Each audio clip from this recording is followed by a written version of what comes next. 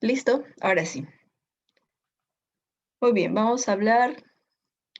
En la dirigida a 8 están los siguientes temas: trastornos de la personalidad, ajustes, desajustes de la personalidad y también preguntas acerca de la sexualidad. En la pregunta 1 me dice, considero que las personas que han delinquido, o sea, que han cometido un delito, ¿verdad? Considero que las personas que han delinquido pueden rehabilitarse. No importa el delito cometido, el hombre es bueno por naturaleza, el hombre puede cambiar, además pueden lograr el desarrollo pleno, solo hay que darle la oportunidad. Esta cita, que está entre comillas, la presente cita, hace referencia al enfoque explicativo de la personalidad llamada, a ver, ¿qué enfoque han utilizado para considerar que si una persona que haya desarrollado una conducta inapropiada puede cambiar? Lo único que tenemos que hacer es confiar en esta persona, porque el ser humano es un ser humano bueno por naturaleza. Y es más, es importante que este ser humano se concentre incluso en sus metas, en sus logros, en sus objetivos. Lo único que necesita es que le entreguemos una oportunidad, ¿verdad? Bueno, la rama de la escuela psicológica que se relaciona con esta pregunta, a ver, algunos me dicen la cuarta alternativa. Sí, la cuarta alternativa es la respuesta. Sería el enfoque humanista, ¿verdad? Recordemos que cuando una persona realiza un comportamiento inapropiado, va a buscar obviamente una terapia, pero hay psicólogos que hacen terapias usando enfoques conductistas, hay psicólogos que hacen terapias usando el enfoque psicodinámico, que es el enfoque psicoanalista de Freud. Otros mezclan, por ejemplo, terapia cognitivo-social, y otros usan la terapia de Abraham Maslow, humanista, ¿no? Entonces, cuando uno tiene un desajuste, un conflicto o cualquier problema a nivel mental, a nivel social, y se confía en que el ser humano por sí solo puede salir adelante, solo es cuestión de que se concentre en sus metas, sus objetivos, como dijo Maslow, ¿no? La autorrealización. Entonces, ese enfoque se llama humanista. De ahí que la respuesta en la, en la pregunta número 1, de ahí que la respuesta va a ser la cuarta alternativa. Entonces, tu respuesta está bien, Kevin Castro, está bien tu respuesta. En la pregunta 2, Celina presenta una disminución notable de los movimientos de las extremidades del lado izquierdo del cuerpo, o sea, tiene problemas para mover la mitad de su cuerpo, el lado izquierdo. Sin embargo, sus funciones corticales son normales. Por eso se descartan lesiones cerebrales y musculares. O sea, quiere decir que si no puede, normalmente cuando uno no puede mover la mitad del cuerpo izquierdo, es porque probablemente hay alguna lesión a nivel del cerebro derecho, ¿no? Recuerda que era inverso. Entonces, el cerebro derecho, como controla la mitad del cuerpo izquierdo, entonces, si es que hay alguna lesión en el cerebro derecho, también se altera los movimientos del lado izquierdo del cuerpo. Pero acá dice de que se le han hecho los estudios corticales, o sea, los estudios cerebrales, y resulta que no tiene nada. A nivel cerebral no tiene ningún daño. No hay ningún daño cerebral, no hay ninguna lesión cerebral. Y tampoco tiene problemas musculares. Entonces, ¿qué está pasando? Si no hay daños físicos, si no hay daños cerebrales, ¿qué está sucediendo con esta persona que a pesar de ello no puede mover la mitad de su cuerpo izquierdo? Es que según Freud, a ver, según Freud, según el psicoanálisis, ¿qué es lo que le está sucediendo a esta persona? Según el psicoanálisis, es muy probable que este jovencito, en este caso esta señorita, esté sufriendo de un trastorno llamada neurosis, ¿ya? Entonces la respuesta en la pregunta 2 es la alternativa A, la neurosis. Las demás alternativas, recuerda que son mecanismos de defensa, ¿sí? Una persona con neurosis, una persona que ve atacado su ego o su yo, usa mecanismos de defensa justamente para no caer en este problema de la neurosis. La racionalización es un mecanismo de defensa que consiste en justificar nuestras conductas. La sublimación en realizar una conducta buena para no pensar en la conducta mala. Y la formación reactiva en presentar conductas completamente opuestas. Pero acá en la pregunta 2, la respuesta sería neurosis, ¿ya? Recordemos que Freud pertenece al psicoanálisis, Charcot también pertenece al psicoanálisis, Jung pertenece al neopsicoanálisis. Entonces, el psicoanálisis, en este caso, habla del inconsciente, ¿verdad? Recordemos que Freud trabaja con pacientes que sufrían de neurosis. Antiguamente, a los pacientes que padecían de neurosis se le conocía como histeria. Entonces, Freud trabajó con pacientes que sufrían de histeria. Y Freud estaba convencido que el culpable de este trastorno, llamado histeria, en la actualidad llamado neurosis, son los traumas infantiles. Ese es el culpable, ¿ya? El principal síntoma de la neurosis, jovencitos, es la neurosis. El principal síntoma de la neurosis es la ansiedad, la crisis de ansiedad que puede experimentar la persona. Y producto de esa ansiedad puede sentir que la mitad de su cuerpo no funciona bien. Y a pesar que va al médico, ¿verdad? El médico pues le descarta que tiene alguna lesión cerebral. Cuando el médico le logra chequear y le descarta que tiene alguna lesión cerebral y aún así no puede mover la mitad de su cuerpo izquierdo, entonces le pregunta si tiene algún conflicto, si tiene alguna tensión, si algo no está bien en su casa, si hay problemas sentimentales o hay problemas familiares, porque resulta que la mayoría de nuestros malestares no tienen una causa física. La mayoría de nuestros malestares no tienen una causa orgánica, sino una causa psicológica. En este caso, según Freud, sería una causa inconsciente, ¿no? O sea, inconscientemente tiene algún problema, conflicto no resuelto que está generando que la mitad de su cuerpo izquierdo, no, que la mitad de su cuerpo, el lado izquierdo, no lo pueda mover. Entonces, es muy probable que esté padeciendo de una crisis llamada en este caso neurosis. Ahora sí, en la pregunta número 2, la respuesta sería la alternativa A, la neurosis. Vamos a explicar entonces de qué se trata, ¿ya? La neurosis, bueno, según la psicopatología, recuerda que la psicopatología es la rama de la psicología que estudia los trastornos, ¿verdad? Según la psicopatología, hay dos tipos de trastornos. Un trastorno leve, llamado neurosis, y un trastorno grave, llamada psicosis. En el caso de Freud, él ha trabajado con pacientes que sufrían neurosis, repito, antes conocido como histeria. La neurosis es un trastorno leve. Bueno, felizmente es un trastorno leve, quiere decir que la persona es consciente de lo que le pasa. Es consciente, pero siente que no tiene control sobre lo que le está sucediendo. Mira, por ejemplo, acá tenemos un dibujito de una persona que está teniendo crisis de neurosis.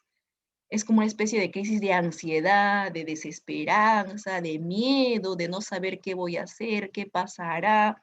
Y bueno, en estas últimas fechas, producto pues del encierro, ¿no? Del tema del virus, por ejemplo, muchas personas han atravesado una crisis de neurosis. Empezaron a tener miedo, empezaron a tener angustia, empezaron a tener ansiedad, supuestamente de la nada, ¿no? Supuestamente de la nada, cuando en realidad sí existe un motivo, ¿ya? Varones y mujeres pueden sufrir de neurosis, aunque generalmente son más las mujeres quienes lo padecen, los varones menos.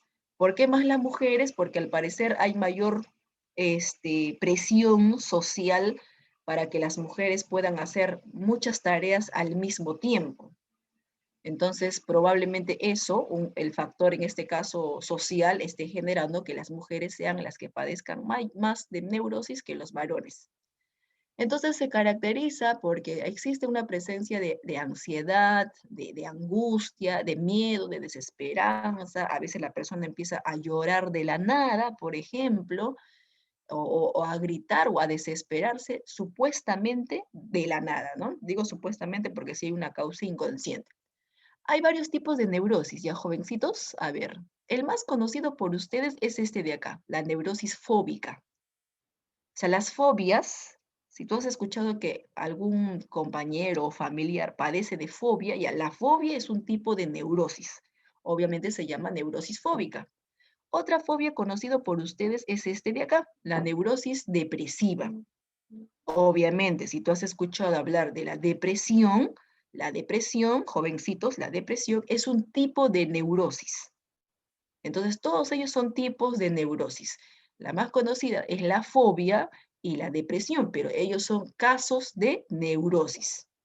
Repito, la persona no está loca, no está loco, solamente tiene crisis de angustia, crisis de ansiedad, producto de muchos factores. ¿Ya? Entonces, no tenemos que preocuparnos mucho porque hay terapia, hay solución para las personas que padecen de neurosis. El que sí nos preocupa es el trastorno grave, ¿no? La psicosis. De eso vamos a hablar después, por acá. Primero nos concentramos en la neurosis. Bueno, hay varios tipos de neurosis. Tenemos, por ejemplo, la neurosis histérica conversiva. La neurosis histérica conversiva generalmente ocurre cuando estamos pasando episodios de estrés, cuando estamos muy estresados, tenemos un montón de cosas que hacer y no sabemos por dónde empezar. Tenemos un montón de cosas que hacer, tenemos que estudiar, tenemos que dar examen, encima tengo que atender al hermanito, encima tengo que trabajar. Entonces, la persona tiene un montón de cosas que hacer, la sobrecarga laboral, la sobrecarga en el trabajo o la sobrecarga en el estudio puede generar crisis de neurosis histérica conversiva, ¿ya? En la actualidad también, ¿no? Muchos padecen de esta crisis, neurosis histérica conversiva. Ah, ya. Justo por ahí algunos me están contando que a lo mejor están pasando por esa situación. Sí, es muy probable, ¿ya? Pues vuelvo a repetir, muchos productos del encierro, ¿verdad? Y no solamente el encierro, porque la cuarentena ha traído conflictos, problemas o preocupaciones económicas. La cuarentena ha hecho que muchas metas que tú has tenido el año pasado, de repente lo has tenido que postergar para este año. Entonces ha desatado, ¿verdad? Una pandemia, cuando cierran la frontera, todo eso ha generado. Ahora vamos a mencionar, ¿ya? A ver, ¿por qué se caracteriza? La neurosis conversiva se caracteriza porque tu cuerpo ante el conflicto o ante el estrés, como no sabe solucionar porque está sobrecargado, ya sea estudiando o ya sea trabajando, entonces empieza a somatizarse. ¿Qué significa que empieza a somatizarse? Empieza a tener varios síntomas, ¿ya? Varios síntomas orgánicos, varios síntomas físicos, pero resulta que tú vas al médico y no tienes nada. Por ejemplo, muchos experimentan dolores de cabeza constante, frecuente. El dolor de cabeza dura 3 días, 4 días, otras veces una semana, ¿verdad? Y sospechamos de repente, profesora, tal vez tengo COVID, pero ya me hice mi análisis y resulta que salió negativo. Profesora, tal vez, porque recuerdo que en las mujeres embarazadas el dolor de cabeza también es un síntoma, ¿no? Pero ya me hice, profesora, mi prueba de embarazo y no tengo nada. Me he ido al médico y el médico me ha revisado y resulta que no tengo nada. Entonces, ahora el asunto es averiguar qué está pasando en nuestro entorno. Bueno, profesora, en el entorno acabo de perder el empleo, tengo familiares hospitalizados, encima la próxima semana ya es mi examen de admisión, tengo que estudiar y al mismo tiempo cuidar a mis 4 hermanitos, entonces todo eso como que nos tensiona, ¿no? Y el cuerpo se somatiza. ¿Ya, chicos? Todo eso nos tensiona y el cuerpo se somatiza. Muy bien. A ver, por ahí. Luego les voy a hablar de los tips o recomendaciones de cómo sobrellevar la neurosis, ¿ya? Cosa que ustedes puedan, en este caso, tomar nota y van a ver que se van a sentir mejor. ¿Sí? Listo. Entonces, el cuerpo se somatiza, quiere decir que el cuerpo empieza a tener una serie de síntomas, como si estuviera mal, como si estuviera enfermo físicamente, como si estuviera enfermo orgánicamente, pero resulta que la causa en realidad de estos síntomas no es físico, sino es mental. Entonces tenemos que aprender a sobrellevar las tareas, ¿no? Una forma de sobrellevar las tareas laborales o las tareas, en este caso, académicas, es organizándonos. Tenemos que aprender a organizarnos. Por ejemplo, clase hecha por la mañana es clase estudiada por la tarde. O clase hecha por la mañana, si no lo puedo estudiar por la tarde, porque en la tarde estoy muy atareado con mis temas familiares, puede ser por la noche. Pero si yo dejo de estudiar una semana y lo postergo para el fin de semana o para la próxima semana, ¿qué va a pasar? Voy a tener varios temas acumulados y ahí voy a sentir que no sé por dónde empezar. Entonces, una recomendación es poder organizarnos. Otra recomendación, jovencitos, es que aparte de estudiar y aparte de trabajar, porque a veces no nos podemos dar el lujo de no estudiar o de no trabajar, es que de vez en cuando, de forma alternada, practiquemos actividades que nos distraigan. Quiere decir que aparte de estudiar, aparte de trabajar, algunas tardes, algunas mañanas o algunas noches, escuchemos música, por ejemplo, ¿no? O practiquemos algún deporte, ¿verdad? Recuerda que para practicar algún deporte no es necesario salir, corres alrededor de tu cama, alrededor de tu casa, alrededor de tu sala, corres en tu patio. Entonces, practicar deporte también alivia, ¿no? Toda esa angustia, toda esa ansiedad. Tu cuerpo se oxigena mejor y vas a observar que te vas a sentir también más aliviado. Los dolores de cabeza constantes son síntomas de la neurosis conversiva. Algunos hasta experimentan cefaleas, migrañas, jaquecas, que consisten en que el dolor de cabeza a veces involucra todo el ojo, la mitad del cráneo. También algunos pueden experimentar mareo o sensación de vómito, mareo, erupciones cutáneas, o sea, aparecen granitos o manchas. Otros pueden experimentar dolor en la espalda y en el caso de las mujeres cuando están cerca de sus ciclos menstruales, también, ¿no? Los cólicos menstruales se intensifican. Normalmente los cólicos menstruales van acompañados de dolor leve, pero quizás como en estas últimas semanas está la señorita muy tensa, muy preocupada, entonces resulta que sus cólicos menstruales ahora están con mayor dolor, de repente los cólicos menstruales. Entonces el cuerpo, al tener estos síntomas, como que te está avisando, ¿no? Un momentito, respira, un momentito, cálmate, un momentito, practica ejercicios, un momentito, organízate, porque tu cuerpo te avisa que ya no puede más ante las situaciones que lo agobian, que lo estresan. Entonces tenemos que hacer caso a las recomendaciones, practicar ejercicios, escuchar música. La musicoterapia es muy buena, chicos, ¿ya? La aromaterapia también. Hay velas que venden en algunos centros comerciales que si tú le prendes emiten un olor bien rico, bien agradable. Y esos olores relajan. Solo que la vela tienes que colocarlo encima de un plato hondo con agua, porque si no, te vas a relajar mucho que al final puede ocurrir un incendio también, ¿no? Así es, ¿ya? También puedes practicar la risoterapia, o sea, tratar de reír es muy importante. Cuando reímos, tú segregas endorfinas, dopamina y eso también relaja. Puedes ver alguna película que causa risa. Hay películas comedia, por ejemplo, que vas a reírte, pero y te vas a sentir relajado, ¿ya?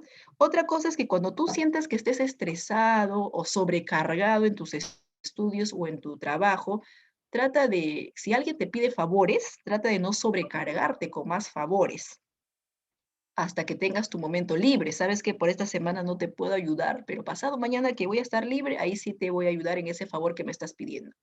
O la próxima semana, ¿ya? Sal a caminar y si tienes mascotas, mejor, ¿no? Juega con tus mascotas, acaricia a tus mascotas, porque acariciar, abrazar, también libera todos los conflictos, toda la tensión. Bueno, por acá tenemos la otra neurosis, la neurosis disociativa. Esta es la menos común. Pocas personas padecen de neurosis disociativa. Se caracteriza porque la persona tiene problemas con su memoria, personalidad múltiple, quiere decir como que tuviese, es como si tuviera varias personalidades en uno solo.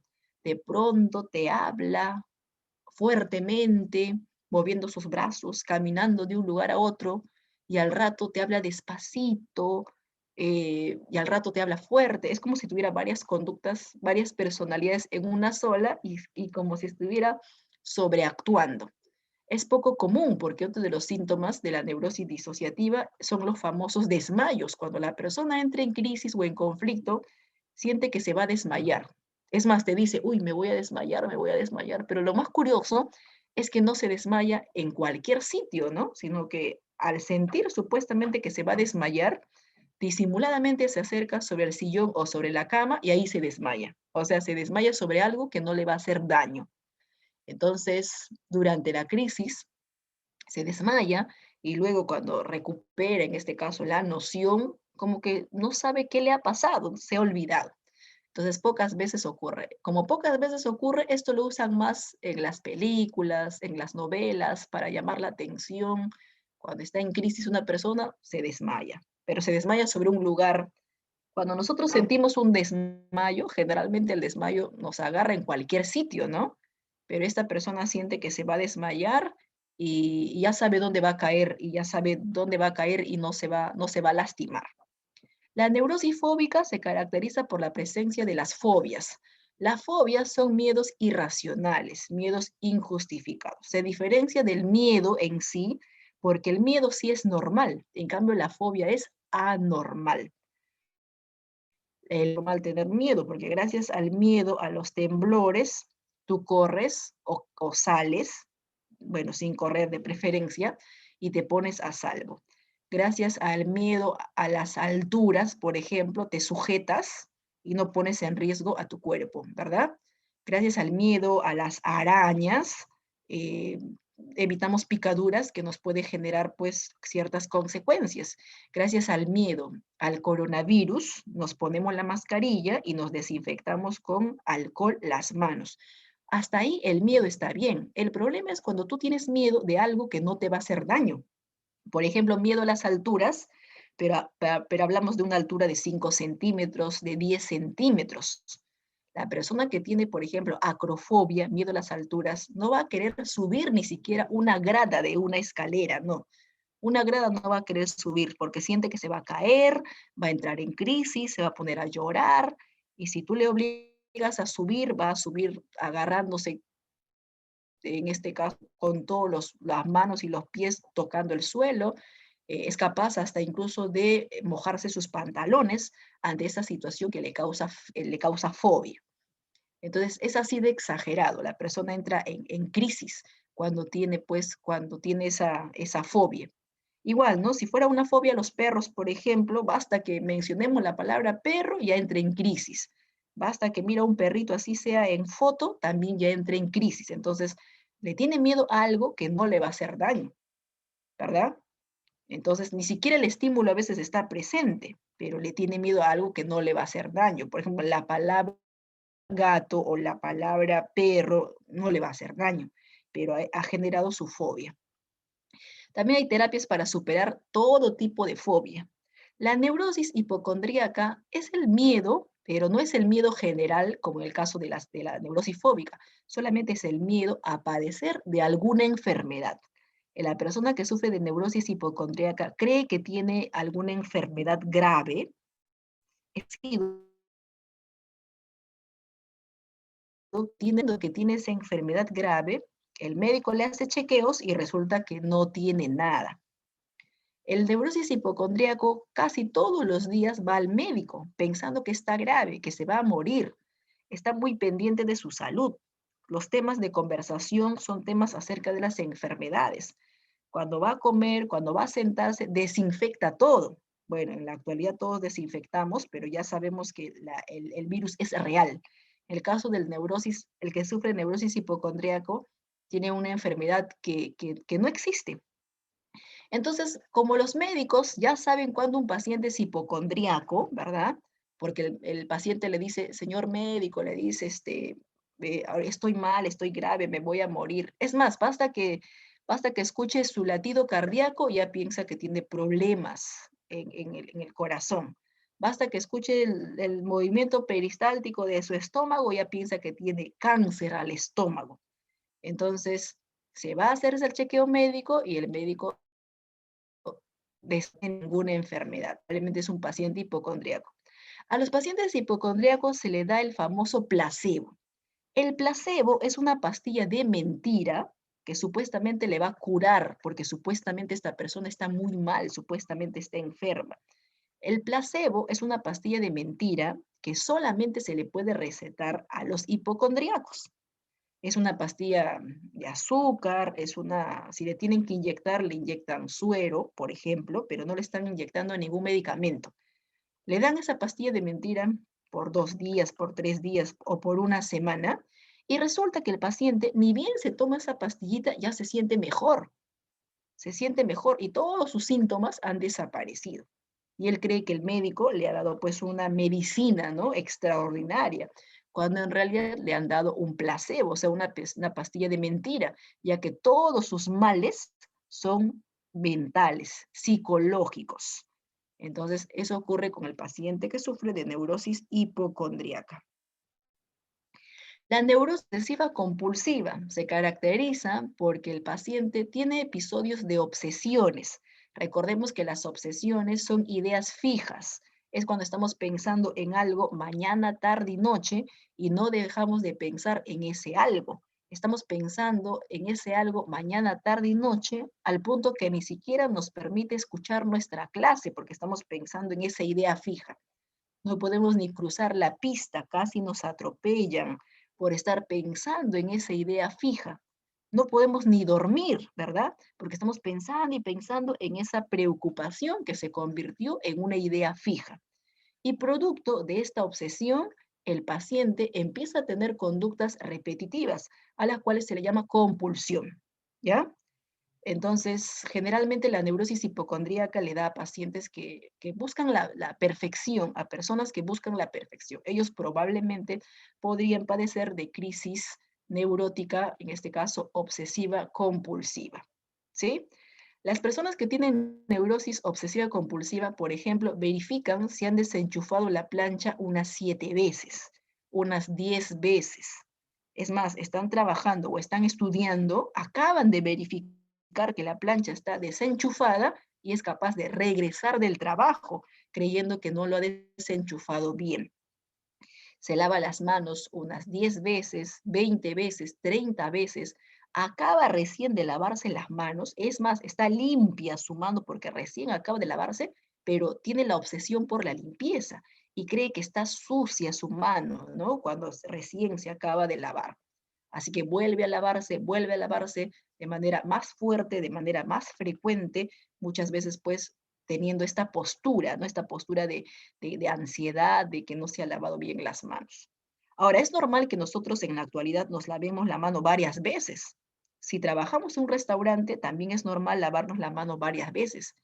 Pero en el caso del que sufre de neurosis obsesiva compulsiva, repito, recién acaba de lavarse las manos y ya cree, tiene la obsesión de que él está cochino, de que él o ella está muy sucio e inmediatamente vuelve a lavarse las manos. Es más, se empieza a frotar tan fuerte que hasta puede lastimarse la piel o hasta sacarse sangre, porque tiene esa obsesión que no le deja estar tranquilo o tranquila.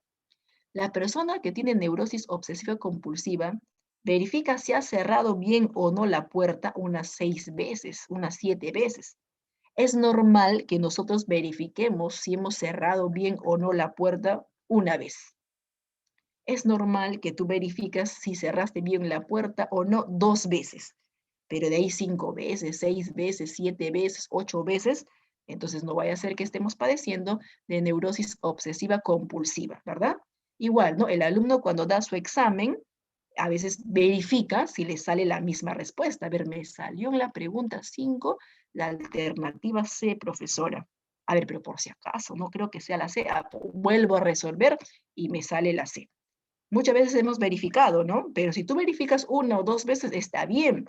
No te vas a poner a verificar una respuesta 4, 5, 6, 10 veces, 20 veces, 30 veces, no.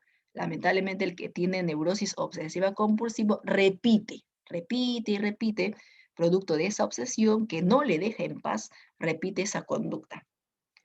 Y la neurosis depresiva, bueno, la persona presenta melancolía, sentimientos de culpa, pensamientos de suicidio, problemas en este caso con el apetito, porque la persona está atravesando un cuadro de depresión. ¿Ya está? Según la Organización Mundial de la Salud, la neurosis es un trastorno psíquico sin una alteración orgánica demostrable, o sea, aparentemente no hay una causa física, no hay una causa orgánica, la causa es psicológica, la causa es mental, y según Freud, la causa es producto del inconsciente. Mira el dibujito, la persona entra en crisis, en desesperación, en ansiedad, un miedo incontrolable. Aparentemente no hay motivos, pero actualmente sí hay muchos motivos, ¿no? Vivimos en un país, en un mundo donde hay mucha presión. Vivimos un país, en un mundo donde hay mucha exigencia. Tenemos tantas cosas que hacer que si no nos organizamos, si no practicamos mecanismos de defensa, si no practicamos la risoterapia u otras recomendaciones, probablemente no aprendamos a sobrellevar esta neurosis. ¿Cuál es la diferencia con la psicosis? En el caso de la psicosis, este sí es un trastorno grave. La psicosis es una enfermedad mental grave, en cambio la neurosis es leve, ¿ya? Es leve, quiere decir que la persona se puede recuperar. Es leve porque la persona sí es consciente, ¿no? Sabe dónde estamos, qué hora es consciente. En cambio, la persona que tiene psicosis ya tiene alucinaciones. El que padece de neurosis no tiene alucinaciones. El que tiene psicosis sí tiene alucinaciones. Si has escuchado hablar de un paciente con esquizofrenia, de hecho que seguramente has escuchado hablar de la esquizofrenia es un tipo de psicosis. Repito, la esquizofrenia es un tipo de psicosis. Y tú sabes que la esquizofrenia es una enfermedad mental que se caracteriza porque el paciente tiene alucinaciones. ¿Ya? Entonces la persona no solamente tiene alucinaciones, también ha perdido contacto con la realidad. En cambio, el que sufre de neurosis sí tiene contacto con la realidad porque sabe quién está a su costado, sabe, por ejemplo, dónde tiene que trabajar, dónde tiene que estudiar, es consciente, se da cuenta de la realidad. El que tiene psicosis o trastorno grave perdió el contacto con la realidad. Quiere decir que ya está loco, vive su mundo de locura, vive su mundo de esquizofrenia, vive su mundo de demencia, vive su propio mundo, está fuera de nuestra realidad, está en otro mundo de sus alucinaciones. A pesar de ello, em, existen fármacos que pueden ayudar a que los síntomas de la psicosis desaparezcan. Existen fármacos, obviamente antipsicóticos, que son pastillas que los pacientes con esquizofrenia toman para no tener alucinaciones. Entonces, esos antipsicóticos desaparecen las alucinaciones, pero la persona no se va a recuperar del todo, o sea, es probable que toda su vida, en este caso, pues, sufra o padezca de la psicosis y probablemente toda su vida va a tener que tomar los antipsicóticos, que son pastillas, para que no tengan alucinaciones. Muy bien, continuemos con las preguntas. En la 3, para cambiar a las personas y actúen de acuerdo a las normas de la sociedad, es necesario realizar terapias orientadas a modificar los comportamientos inadecuados. Esto puede ser posible si además se le retribuye con incentivos y reconocimiento social. El enfoque explicativo de la personalidad que hace referencia a la presente cita, bueno, acá está hablando de las terapias, ¿no? Cuando una persona tiene un conflicto, desajuste, neurosis, fobia, depresión, hemos dicho que hay varias terapias. En la pregunta número 1 me hablaban de las terapias humanistas, pero también hay terapias con otros enfoques. Por ejemplo, la terapia que usan algunos especialistas basándose en premios o castigos, basándose en reconocimientos, premios o castigos, incentivos sería premios, ¿no? Muy bien, Castro, sería el enfoque conductista. Los psicólogos conductistas hacen las terapias basándose en premios. Recuerda que premios no solamente son objetos, ¿verdad? Premios también puede ser un abrazo, premio puede ser una sonrisa, premio pueden ser felicitaciones, premio puede ser una carita feliz. ¿Te portaste bien? Tu carita feliz. Tipo los niños, te portaste bien, tu carita feliz. ¿Pagaste tu recibo de luz? Tu carita feliz. ¿No pagaste tu recibo de luz? Tu carita triste, algo así. Entonces, lo mismo, ¿no? En las terapias, cuando vas mejorando en la terapia, entonces el especialista te otorga premios que te puede dar el especialista los premios, o también puede ser la familia, si es que la familia está involucrada, entonces la familia, papá, mamá, hermanos, premia al hijo que se está recuperando a través de esa terapia. Entonces está bien, por acá me han mencionado que la respuesta sale la C.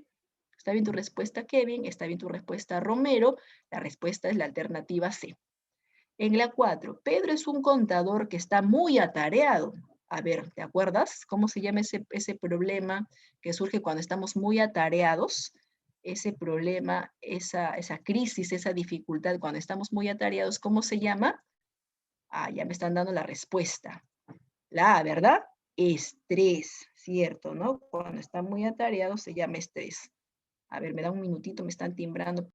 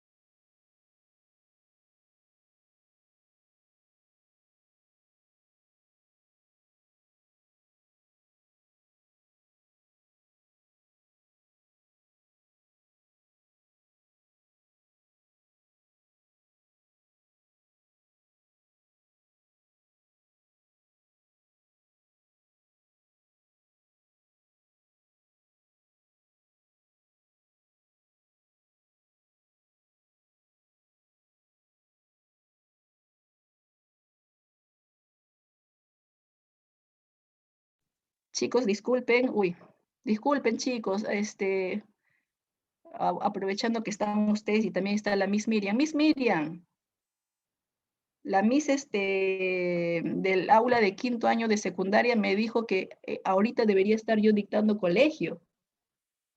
Parece que me han cruzado mi horario, por eso me han estado llamando. Mis, voy Pero a, bueno, ya lo hemos solucionado, ya Miss. Se han hecho varios cruces y ya lo hemos solucionado, ¿ya Miss? ya mis, pero ¿cómo se llama la tutora, por favor? La Miss Amelia de Quinto Ah, Superior ya, 1 ya me dijo de que ahorita debería estar en el salón de Quinto dictando, pero yo le mm, dije que según mi horario es academia. Ya hemos claro. encontrado una solución, pero de todas maneras le aviso, Es ¿ya que Miss? seguramente ella no entendió que el horario que se mandó en el grupo de tutoría era a partir de la otra semana. Ah, con razón, Debe ser. Voy probablemente. a, Bueno, ya Miss, gracias. voy Por a eso conversar, ¿ya? Gracias, mis. ya chicos, disculpen, por acá han hecho su respuesta, sus 9 respuestas. A ver, ya, ahora sí. Estamos en la pregunta 4, ¿no? ¿verdad? Ya, vamos a continuar entonces. La respuesta en la pregunta 4 es estrés. Si la respuesta en la pregunta 4 es estrés. Muy bien. Esta es la respuesta. Camila, estrés es la respuesta, muy bien.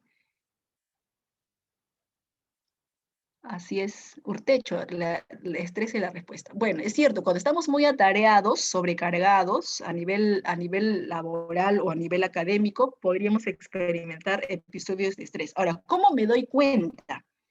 ¿Cómo me doy cuenta que estoy estresado, profesora, o que mi mamá está estresada, o que mi padrino está estresado? ¿Cómo me doy cuenta? Entonces, el principal síntoma del estrés es que ha habido un cambio en el estado de ánimo, o sea, tendemos a volvernos irritables. Estamos enojados, irritables, contestones, y normalmente nosotros no éramos así. Obviamente todos nos enojamos en algún momento, ¿no? Pero acá empezamos a pelear o a discutir o a volvernos respondones de la nada. Entonces, probablemente toda esa acumulación de tarea hace que tú respondas de esta manera, ¿no? De ahí que la mamá generalmente es la que para con esos síntomas, ¿no? Del estrés. Con razón, profesora, mi mamá me grita de la nada, mi mamá se molesta de la nada, entonces hay que averiguar qué está pasando con la mamá. Muchas veces la mamá es la que trabaja y también hace las tareas domésticas. Y a veces papá o los hijos no le apoyan en esas tareas. Entonces, como está sobrecargada, saturada, tiene que criar a los niños, tiene que cocinar, tiene que pagar la pensión del colegio, tiene, por ejemplo, un montón de cosas que hacer. Solita quizás es padre y madre, entonces es muy probable que experimente, ¿no? La mamá es muy probable que experimente mayores episodios de estrés a diferencia de repente del papá, que está más relajado, que está más despreocupado respecto pues a las cosas que hay que realizar, ¿sí? Entonces, presenta irritabilidad, miedo, confusión, olvidos, tensión también puede experimentar, dificultad para concentrarse, y todo eso ha hecho de que esta persona esté lenta en su trabajo y cometa varios errores. Entonces, Pedro ha experimentado episodios de estrés en la 4. Vamos a definir, ¿ya? El estrés se define como un estado de cansancio mental, cansancio físico, principalmente mental. Solo que ese cansancio mental ya genera una serie de situaciones o trastornos físicos o mentales o emocionales, ¿no? Por ejemplo, el estar altamente irritable, por ejemplo. Resulta que existe estrés laboral, existe estrés académico, no solamente estrés puede padecerlo un adulto, también los niños pueden padecer episodios de estrés, ya que hay niños que tienen mucha presión, mucha exigencia. Ahora, como las clases son virtuales, por ejemplo, no se adaptan quizás a esta nueva situación. Pero la buena noticia es que hay un estrés positivo y la mala noticia es que hay un estrés negativo. Al estrés positivo se le llama eustrés y al estrés negativo se le llama distrés. A ver, ¿qué significa eso del estrés positivo? El estrés en poca dosis, el estrés en pocas cantidades, es el estrés bueno, el estrés saludable, el estrés positivo. Quiere decir que todos experimentamos episodios de estrés, pero si este estrés está en pocas cantidades, es un estrés bueno. Porque mira, gracias al estrés tú estudias, te preocupas por estudiar, te preocupas por trabajar, te organizas, planchas tu ropa, buscas tu llave, entonces planificas. Ese es el estrés en poca dosis. En poca dosis es bueno porque nos permite organizarnos. El problema es cuando el estrés es exagerado, ¿verdad? Cuando el estrés es exagerado y nos bloquea mentalmente, nos genera irritabilidad, por ejemplo, a ese estrés se le llama estrés negativo. Y generalmente el estrés negativo ocurre cuando tenemos demasiadas cosas que realizar, generalmente. Ahora te comento que a veces el estrés también depende de la persona.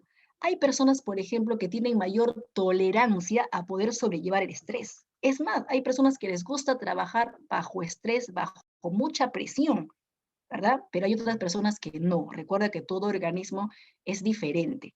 A la mayoría el estrés negativo le afecta, le bloquea, le cambia el estado de ánimo. siente que no puede con todas esas tareas que logró sobrecargarse. Bueno, fases del estrés. La primera fase es cuando el cuerpo te avisa que algo le pasa, como que no se siente bien, ya no es como antes, él no era contestón o contestona, siempre era amable en el trabajo o en el estudio, últimamente está irritable, es la fase de alarma.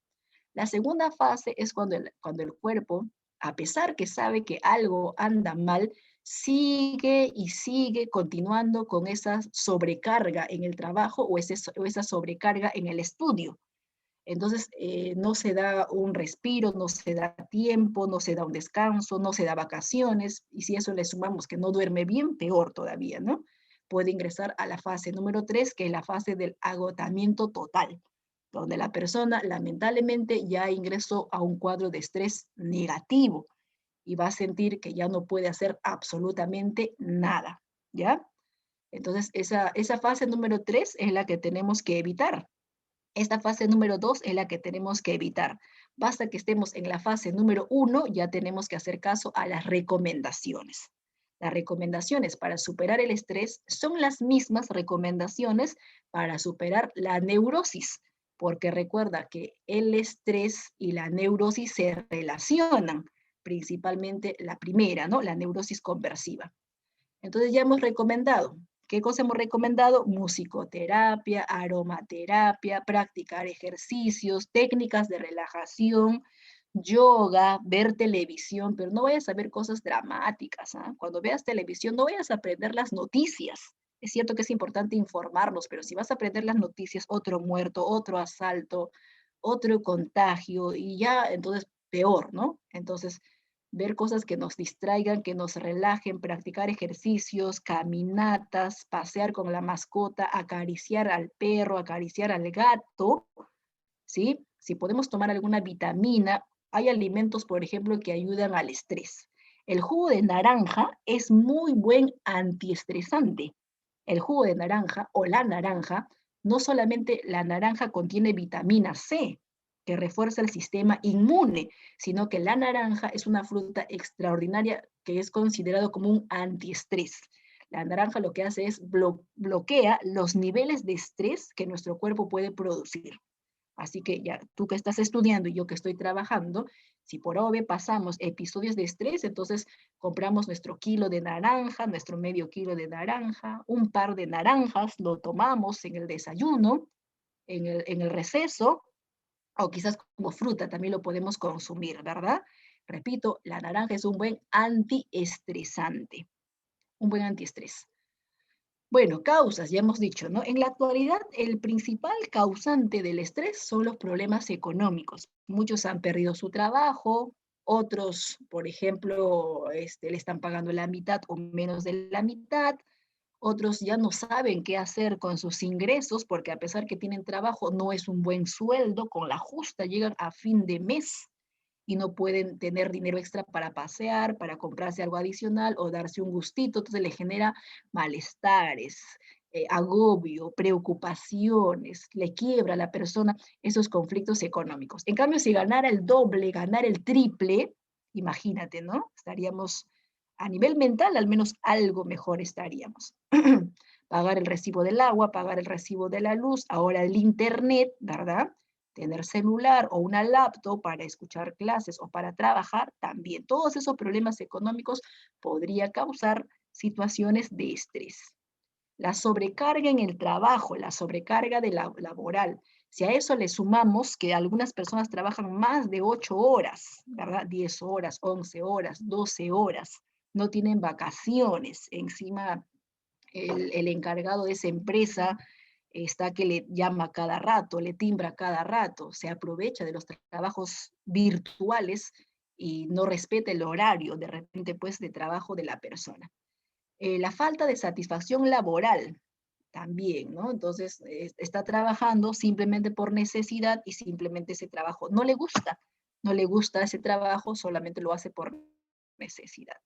Los conflictos, peleas con los padres, peleas con los hermanos, los problemas con la pareja. Tú has escuchado hablar de las relaciones tóxicas, por ejemplo. Justamente esa relación es tóxica porque lo que te genera es Mayor angustia, mayor preocupación, mayor conflicto y probablemente mayor estrés. Entonces las peleas en la casa, con la pareja, el divorcio, por ejemplo, las peleas con los vecinos, discusiones con los vecinos, todo eso podría ser factores estresantes. La falta de atención con la familia, la falta de amor, la falta de cariño que a veces tenemos por parte de nuestros padres o familiares podrían generar situaciones de estrés. Bueno, hay varias causas económicas, laborales, personales, sentimentales. Vamos a pasar a la pregunta número 5. Carlos está afectado emocionalmente. Carlos acaba de separarse de su esposa. Además, su mamá se encuentra delicada de salud y es probable que su mamá no logre recuperarse. A ver qué está pasando con Carlos. Se le ve muy alterado, últimamente se le ve muy alterado y le cuesta autocontrolarse. De hecho, ¿no? Si él está muy alterado, hemos dicho que la alteración, la irritabilidad es el principal síntoma del estrés. O sea, Carlos está pasando un episodio de estrés. Ahora el asunto es saber qué factor ha desencadenado ese estrés. A ver, elegimos cuál será el factor que ha hecho de que Carlos ingrese a un cuadro de estrés. Algunos me dicen la segunda alternativa. A ver, vamos a verificar si sale la segunda alternativa. Cierto, chicos, la respuesta es la segunda alternativa, ¿verdad? Si nosotros sufrimos un cuadro de estrés producto del trabajo, entonces sería un estrés laboral. Es cuando tenemos que trabajar más de 8 horas, encima del trabajo nos llevamos a la casa, tenemos tantas cosas que armar o elaborar, o sea, aparte de trabajar en el trabajo mismo, valga la redundancia, en la casa también nos llevamos parte del trabajo. Entonces, ahí estamos hablando de un estrés laboral. Si el jefe también no es una persona comprensiva, también estamos hablando de un estrés laboral. Si hay pelea con los compañeros del trabajo, también estamos hablando de un estrés laboral.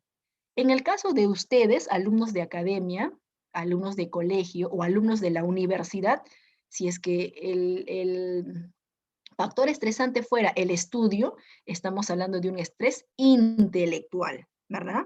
Cuando tenemos mucho que estudiar y si no nos hemos organizado, no sabemos por dónde empezar a estudiar, ¿verdad?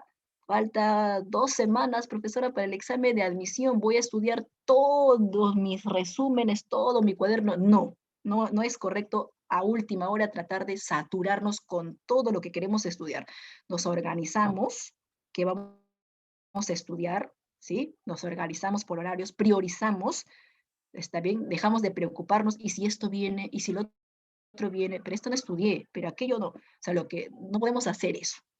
Entonces, si hay temas que sentimos que no lo hemos estudiado, lo dejamos ahí y nos concentramos según el cronograma, según el avance, porque si no, nos puede afectar.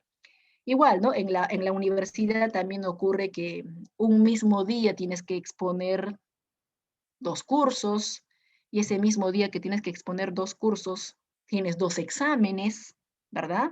Entonces, a veces cuando se llega a exámenes parciales, exámenes finales, es ahí donde muchos nos sentimos saturados y podría generarse un estrés intelectual. Ahora, otro factor estresante también puede ser el factor biofísico. Es cuando el entorno mismo genera el estrés. Por ejemplo, si vivimos en un entorno de mucho bullicio, ¿ya? Profesora, en el segundo piso hacen mucha bulla, no me dejan escuchar mi clase.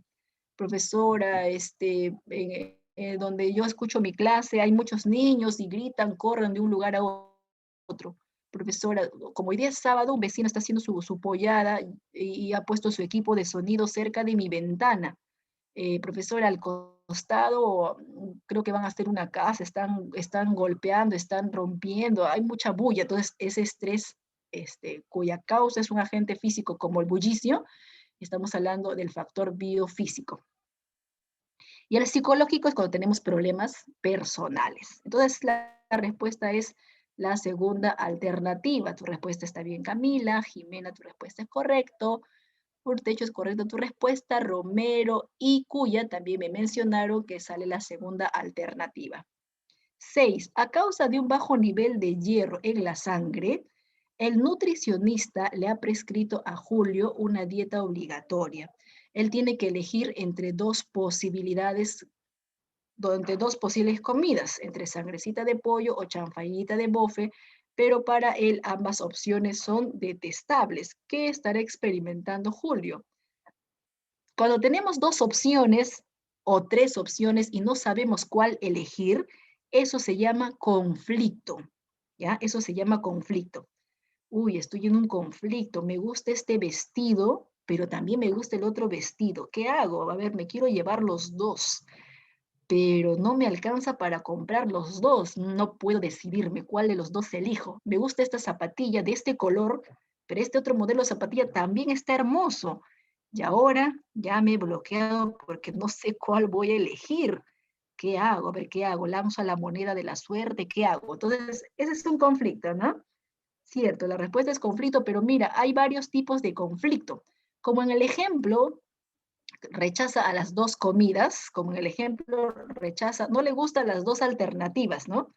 O sea, hay doble rechazo. No le gusta la sangrecita de pollo, tampoco le gusta la chanfainita de bofe, entonces hay un conflicto porque resulta que las dos recomendaciones que le ha dado no le gustan. Y este jovencito ha entrado en un conflicto porque sí o sí tiene que elegir porque su nivel de hierro en la sangre está muy bajo. ¿Qué significa cuando nuestro nivel de hierro está muy bajo en la sangre? Que tenemos anemia. Entonces, cuando nuestro nivel de hierro está bajo en la sangre, tenemos anemia. Entonces, ¿qué hace el médico? El nutricionista te recomienda una buena alimentación. Te recomienda sobre todo alimentos que hace que el nivel de hierro se incremente, como la espinaca, como las lentejas, como el pescado, principalmente la sangrecita de pollo y la chanfainita de bofe, que son muy buenos para la anemia. Pero resulta que a este jovencito ninguno de los dos le gusta, entonces está en un conflicto porque ambas recomendaciones rechaza. En cambio, ¿qué hubiera pasado si ambas recomendaciones le gusta? Ahí hubiera sido atracción, atracción, ¿no? ¿O qué hubiese pasado si la primera recomendación le gusta, pero la segunda recomendación no? Ahí sería atracción, rechazo. Pero como ambos no le gusta, entonces sería la cuarta alternativa, la respuesta. ¿Está bien tu respuesta, Angelo? Kevin, Castro, a pesar que estás dudando, Romero, está bien tu respuesta. Santos, la D. Sí sale la D. La D es la respuesta a la pregunta 6.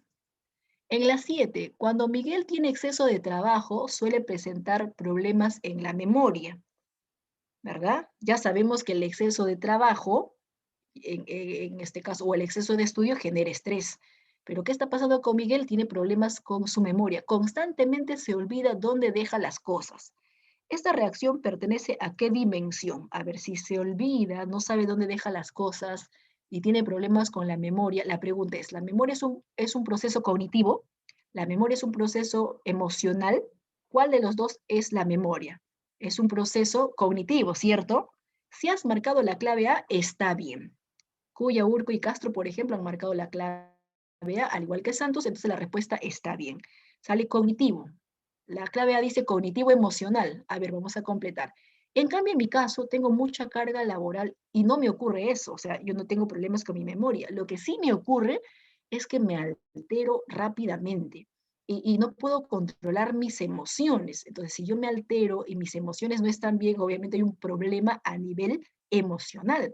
Es por eso que en la 7 la respuesta sale la alternativa A. La alternativa A. Muy bien, Kevin, la respuesta es la alternativa A. 8. Señale los enunciados correctos respecto a la depresión. Bueno, ya hemos hablado del estrés, ¿no? Hemos dicho que el estrés es cuando hay sobrecarga en el trabajo o sobrecarga en el estudio y nos damos cuenta que estamos estresados porque nos hemos vuelto irritables, ¿verdad? Tenemos problema con la memoria, problema con la concentración. Si no hay estos síntomas, felizmente no estamos atravesando episodios de estrés. También hemos hablado de un conflicto, ¿no? Cuando hay dos o tres opciones y yo no sé por cuál decidirme, entro en un conflicto. Ahora vamos a hablar de la depresión. Recuerda que la depresión es un tipo de neurosis. La persona que está deprimida experimenta una melancolía exagerada, está muy triste y ya lleva varias semanas o varios meses así. Se encierra generalmente y se pone a llorar de manera frecuente. Entonces la melancolía exagerada, la tristeza exagerada, ¿verdad? El sentimiento de culpabilidad, el pensamiento de suicidio, son algunos de los síntomas de la depresión. También tiene terapia, la depresión leve, la depresión moderada también tiene terapia porque es un tipo de neurosis y la persona puede salir de la depresión. Muchas veces no sabemos ello, ¿no? Pero sí tiene solución. A ver, por acá me dicen algunos que les sale la clave A. Vamos a verificar. Dice, señale los enunciados correctos. 1, se experimenta desesperanza y tendencia al llanto, sí.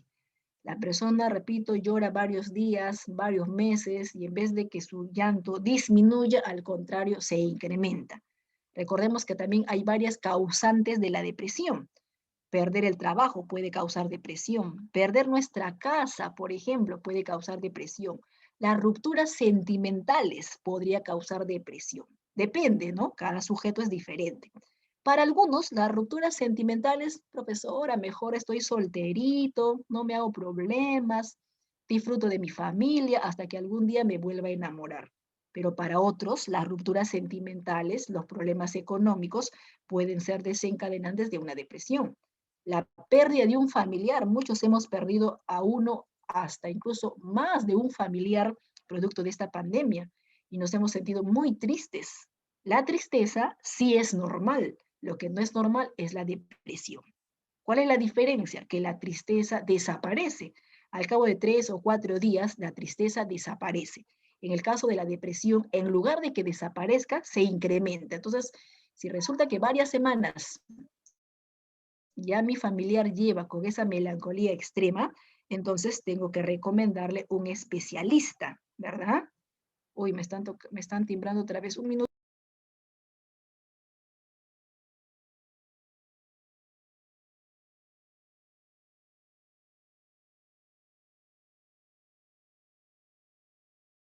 Que es verdadero, ¿no? La 2.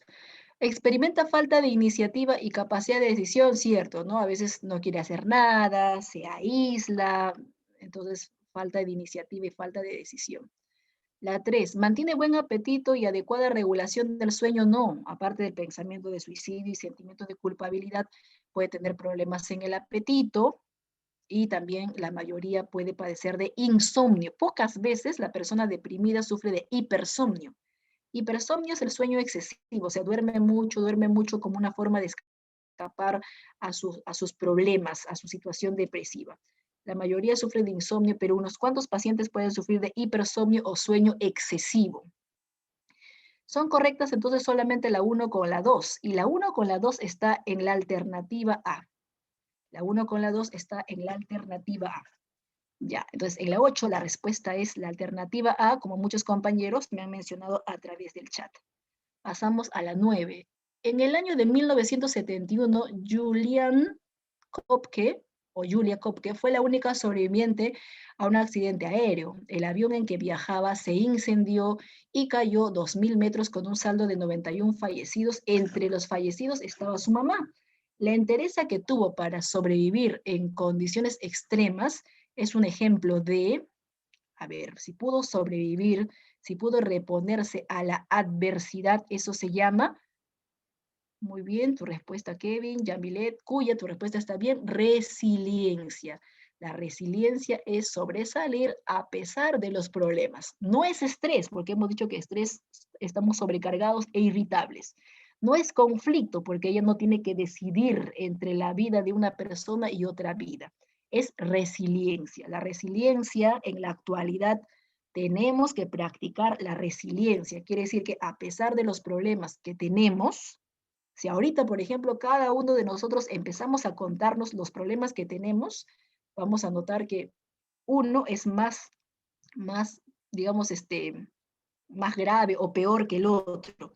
Pero tenemos que aprender a ser resilientes, quiere decir a reponernos, tenemos que aprender a sobresalir, ¿verdad?, de los problemas.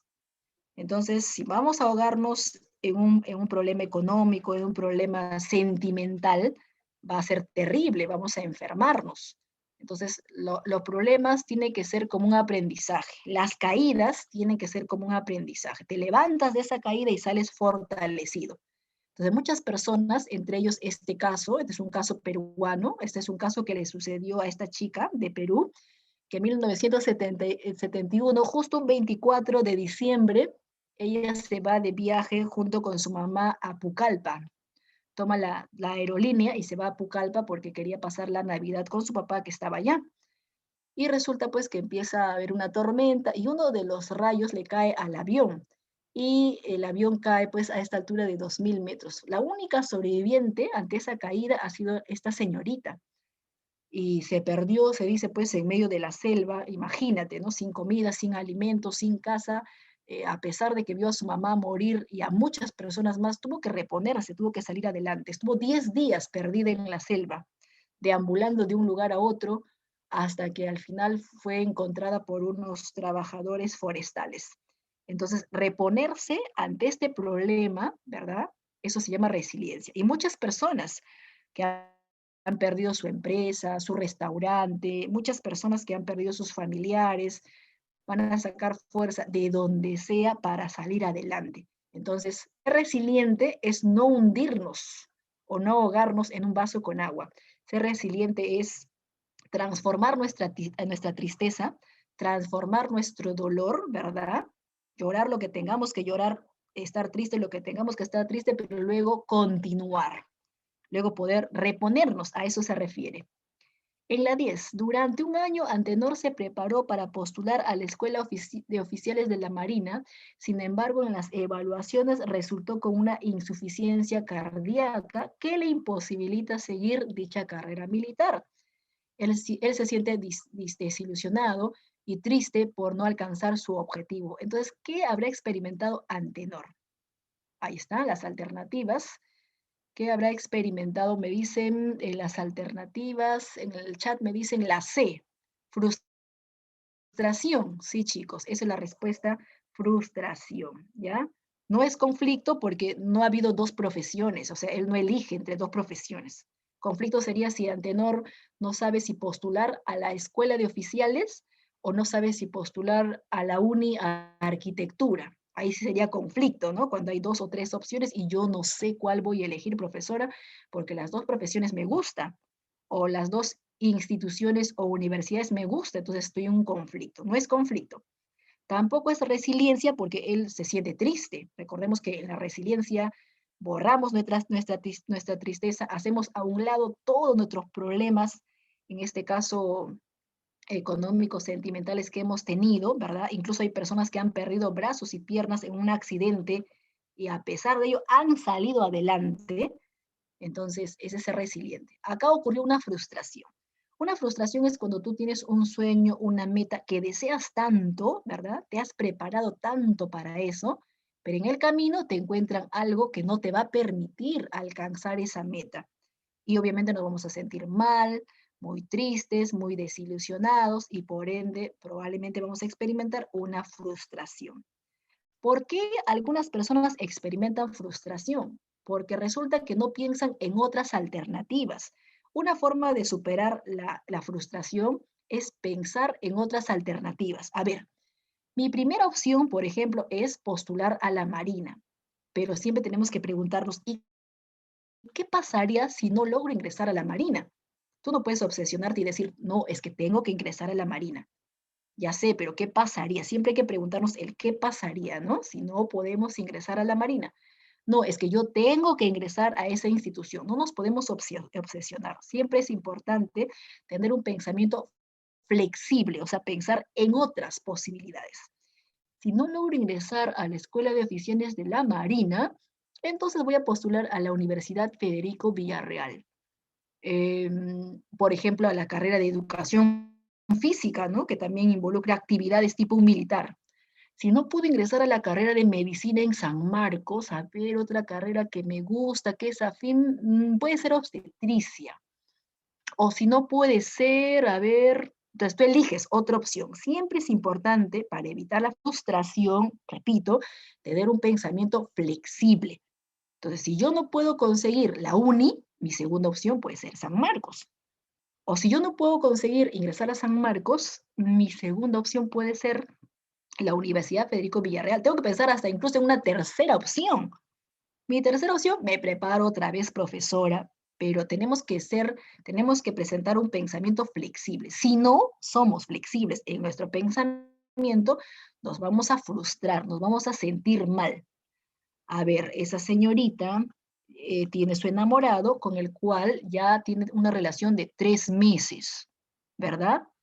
Y ella piensa falsamente que con él va a durar varios años, recién va 3 meses. Piensa que va a durar varios años. Bueno, todos quisiéramos durar en una relación varios años. Todos quisiéramos durar en una relación toda la vida, ¿verdad? Pero tenemos que pensar, ¿y qué pasaría si no? ¿Qué pasaría si el amor acaba? ¿Qué pasaría si se divorcian? ¿Qué pasaría si conoce a otra persona? O también, ¿qué pasaría? La salud no es comprada, si enferma o deja de existir. Entonces, siempre hay que tener un pensamiento flexible, ¿verdad? Bueno, si termina esa relación, me concentro en mi familia. Si termino esa relación, me concentro en mis estudios. Si termino esa relación, disfruto de las salidas con mis amistades. O sea, siempre pensar en el qué pasaría y no obsesionarse en que no, él es mío, él es mía, no me puede dejar. No, ¿no? Porque si no así, lo único que vamos a lograr es frustrarnos, ¿verdad? Otra forma de evitar la frustración es también siendo realistas. Tenemos que tomar en cuenta nuestra realidad. Entonces, si yo quiero postular a la escuela de oficiales, tengo que ser realista, ¿verdad? Practicar el famoso FODA, ¿sí? Y ser realista, porque recordemos que para postular a la Marina o a las fuerzas militares, físicamente tenemos que estar bien. Pero si nosotros físicamente no estamos bien, entonces tampoco nos podemos obsesionar. Tenemos que ser realistas. Yo quiero ser militar, pero sufro de problemas cardíacos. Está bien que mi sueño sea militar, pero no lo voy a poder lograr. Yo quiero ser futbolista, pero sufro de calambres. Tengo que pensar en mi realidad, ¿no? Uy, sufro de calambres, entonces no voy a poder ser. Mejor pienso en otras opciones. Pero si nosotros no analizamos nuestra realidad y queremos cosas, en este caso, inalcanzables, ¿verdad? Entonces, porque nuestra realidad no lo permite, es ahí donde nos vamos a sentir frustrados. Hay muchos sueños que sí se pueden lograr, es más, vale la pena soñar, pero siempre es bueno también pisar tierra, de vez en cuando ser realistas, si se puede o no se puede en este caso realizar. Yo quiero ser ingeniero, quiero postular a la uni, pero mi realidad es que en números estoy cero. Uy, números con la justa, entiendo las sumas. Entonces, si yo me voy a obsesionar con la uni, pero con la justa domino números, no estoy siendo realista. Pero me doy cuenta que en biología me va muy bien. Ah, entonces puedo elegir una carrera que tenga que ver con la medicina, porque en biología me va muy bien. Pero para mi examen de admisión, no solo necesito biología, también necesito otros cursos. Tengo que ser realista. Ya no voy a estudiar 1 o 2 horas, sino más horas de repente. Entonces, todas esas alternativas evitan la frustración. Por ejemplo, acá mira esta carita de frustración que experimenta este jovencito al postular a una empresa, ¿verdad? ¿Qué le dice el que le entrevista? ¿Qué idiomas conoces? ¿Y en qué nivel hablas? ¿Qué nivel en este caso, ¿no? Inglés 1, inglés 2, inglés nivel 3. ¿Y qué módulo usas en este caso? ¿Qué módulo utilizó en tal software? Y él, desesperado, frustrado, con crisis, dice, a la justa tengo el inglés básico, ¿no? Y un poquito avanzado en la lectura. Y le pregunta, ¿y por qué, no? Por qué postuló? Entonces, experimenta frustración porque si hubiera tomado en cuenta su realidad, cuando uno va a buscar un trabajo, tenemos que averiguar si para ese trabajo se necesita inglés, si para ese trabajo se necesita computación. Si yo sé que en esa empresa necesitan inglés y computación, me preparo, cosa que cuando voy a esa entrevista voy con seguridad, con tranquilidad. Pero si yo no me preparo, voy a experimentar tensión, frustración. Si yo no me imagino qué tan exigente eres empresa, me voy a sentir muy mal, ¿verdad? O sea, siempre hay que andar preparado para este mundo bastante competitivo. Y si en el peor de los casos no resulta como era, entonces pensamos en otras opciones, en otro trabajo, en otro estudio, y así aliviamos nuestra frustración. 11. Las características anatomofisiológicas que diferencian al varón de la mujer corresponde al concepto de diferencian al varón de la mujer. Características anatómicas y fisiológicas. ¿Será sexualidad o será sexo? La respuesta está entre las dos primeras, solamente entre las dos primeras. A ver, por acá vamos a dar la respuesta y algunos me están mencionando a través de su participación en el chat.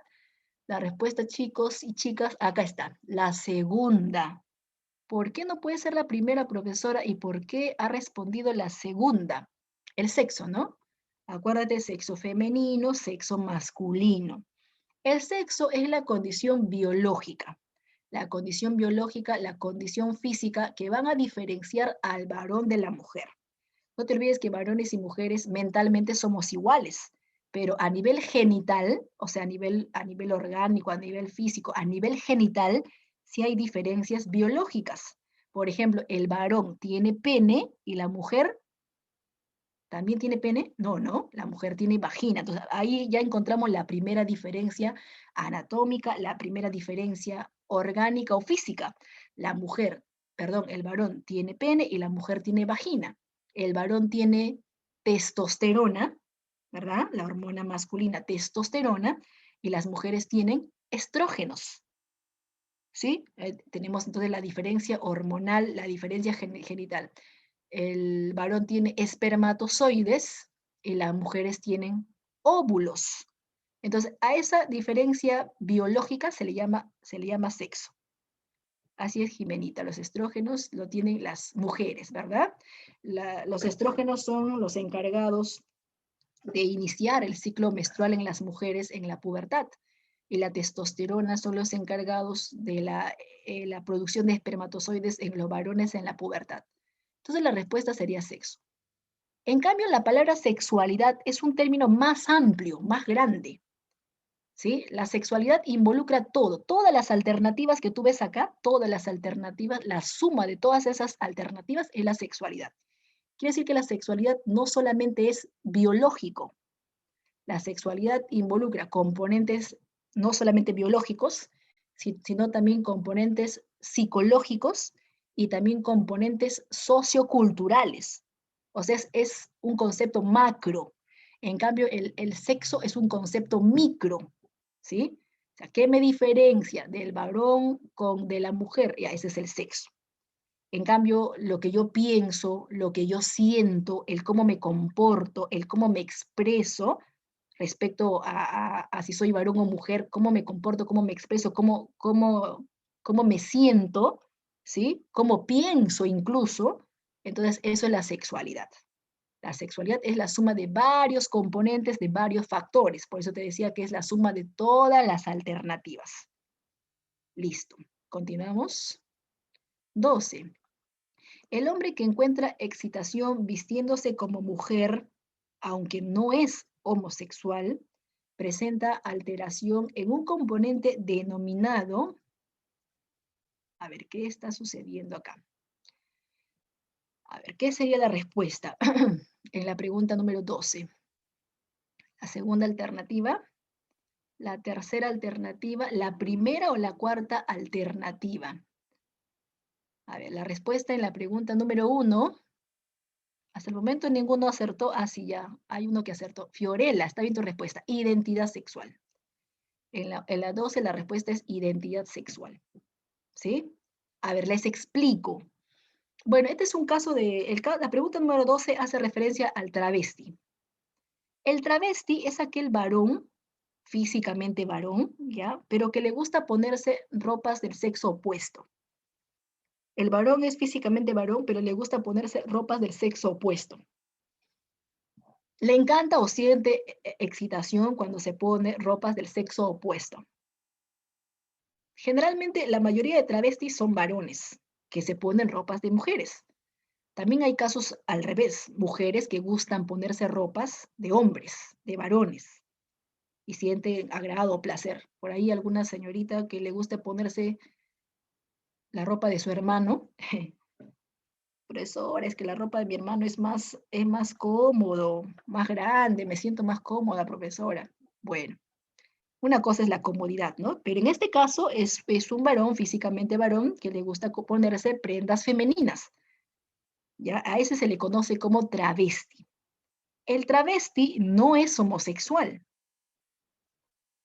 El travesti no es homosexual. Entonces, como no es homosexual, la respuesta no puede ser preferencia sexual, porque la palabra preferencia sexual en la C, la preferencia sexual es quién te gusta, o sea, quién prefieres, quién te atrae.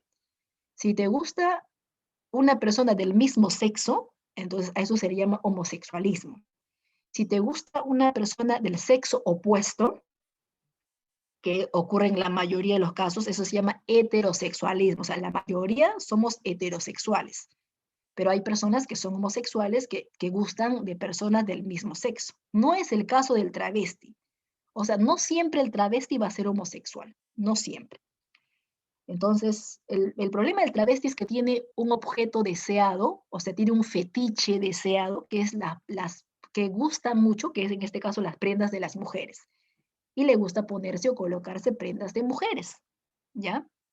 Entonces, no es un problema en su preferencia sexual, porque si hablamos de preferencia sexual, estaríamos hablando del homosexualismo, del heterosexualismo, del bisexual. El bisexual, por ejemplo, prefiere tanto a varones como a mujeres, ¿verdad? O sea, no es un tema de la preferencia sexual.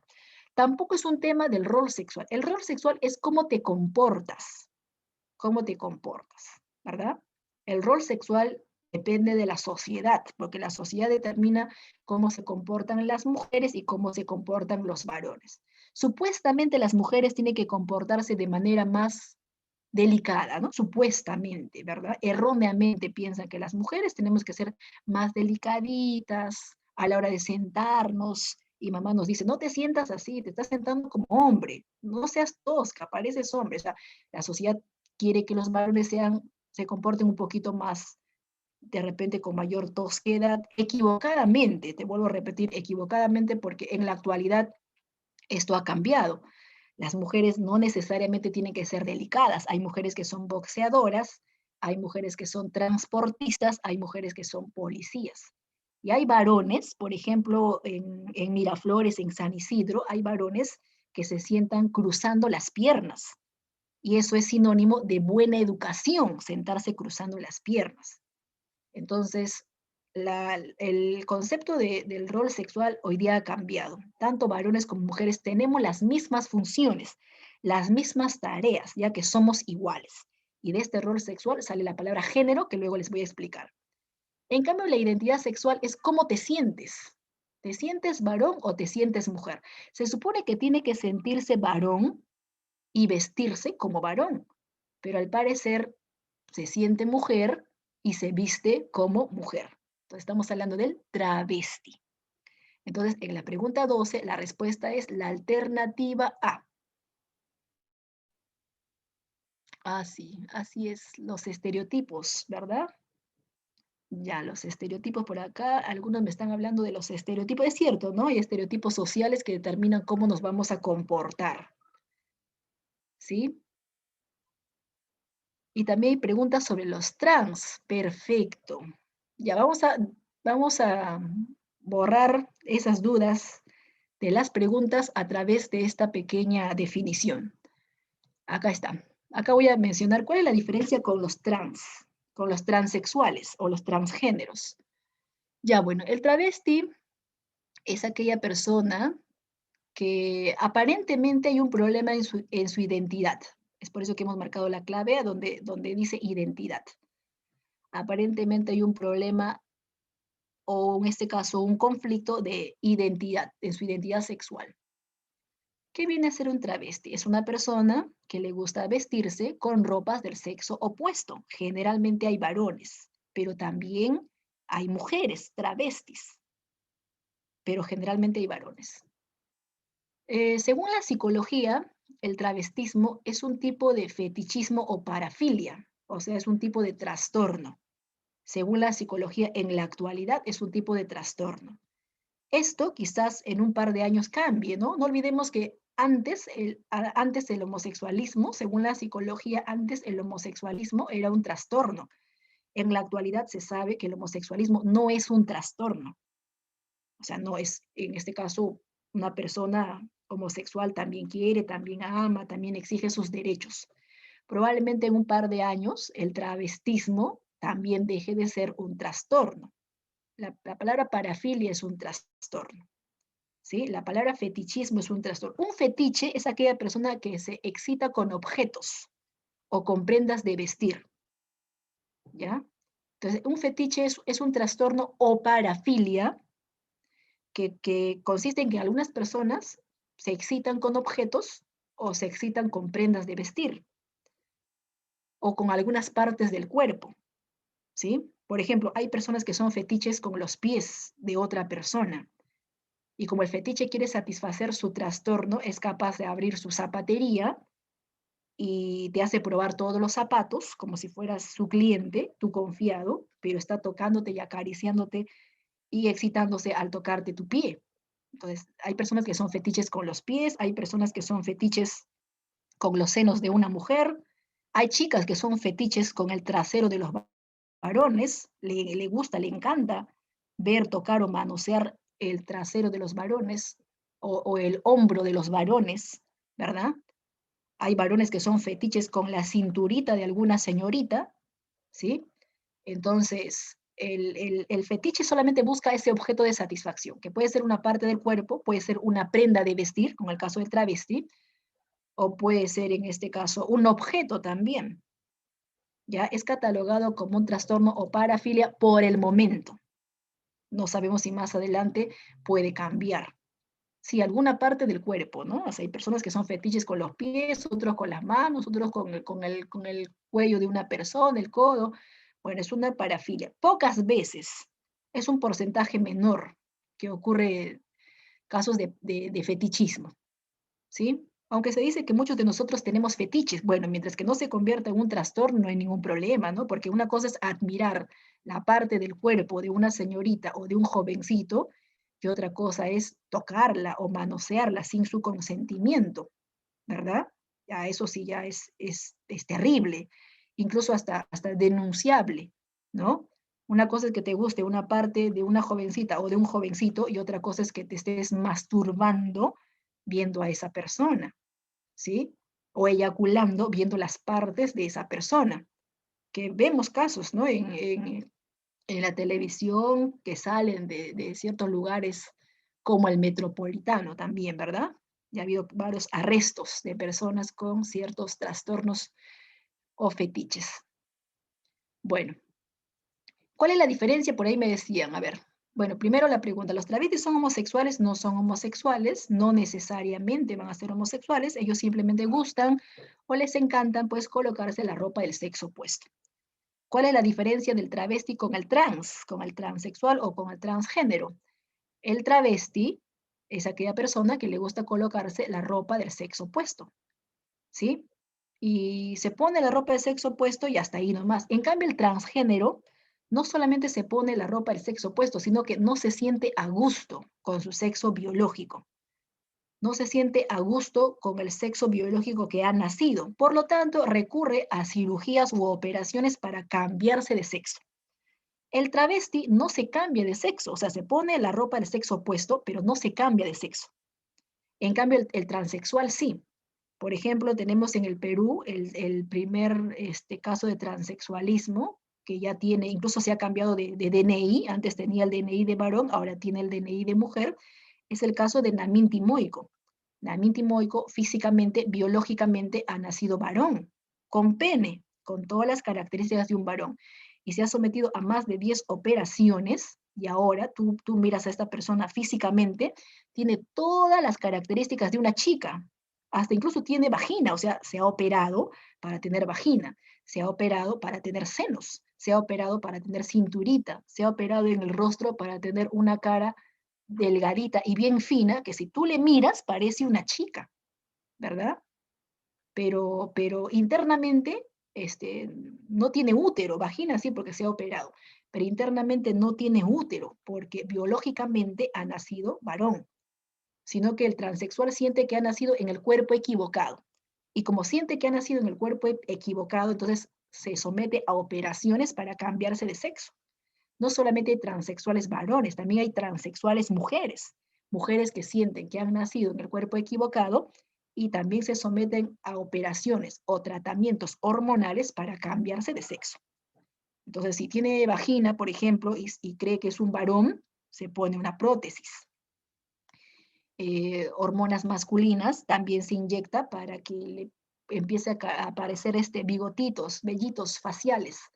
Entonces hace un cambio radical de sexo porque siente que está atrapado en el cuerpo equivocado. En cambio, el travesti no hace eso. El travesti no necesita cambiarse de sexo. El travesti simplemente se pone la ropa del sexo opuesto y nada más, no necesita realizarse las operaciones. Eso entonces sería la diferencia.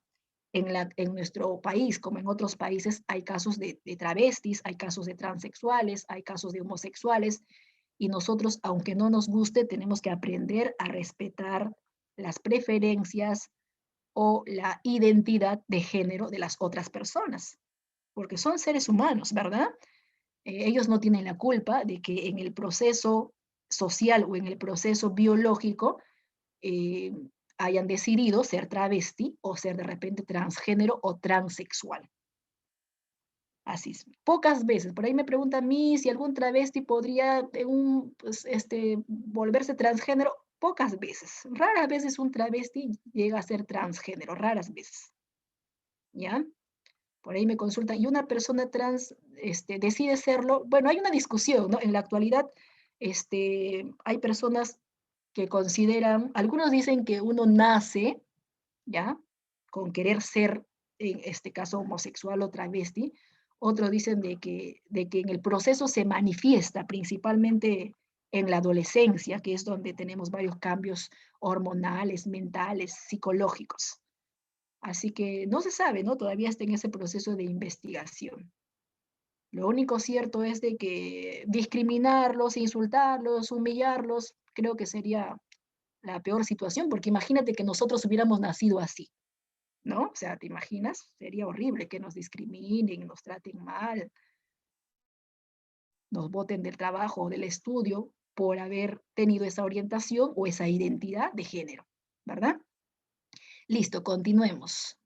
La 13 es una diferencia entre la respuesta sexual del hombre y de la mujer. Diferencias entre la respuesta sexual del hombre y de la mujer. Diferencias me pide, ¿no? A ver, me dice, la alternativa A, el hombre es multiorgásmico, falso. Falso, el hombre no es multiorgásmico, generalmente las mujeres sí. ¿Qué significa ser multiorgásmico? Quiere decir que pueden experimentar varios orgasmos al mismo tiempo. Ahorita les voy a hablar de una investigación para que puedan entender mejor esta alternativa A. En la segunda alternativa me dice, la mujer presenta periodo refractario falso. El periodo refractario lo presentan los varones. ¿En qué consiste? En que los varones, una vez que terminan un acto sexual, tiene que pasar un cierto tiempo para volver a iniciar otro acto sexual. No puede ser de inmediato. Ese tiempo de reposo, ese tiempo de descanso, se llama periodo refractario. La C me dice, el hombre no podría experimentar excitación inmediata después de la resolución. Ah, esta sí es correcta. ¿El hombre no puede experimentar excitación de forma inmediata? No, no puede experimentar de forma inmediata porque tiene que terminar su periodo refractario.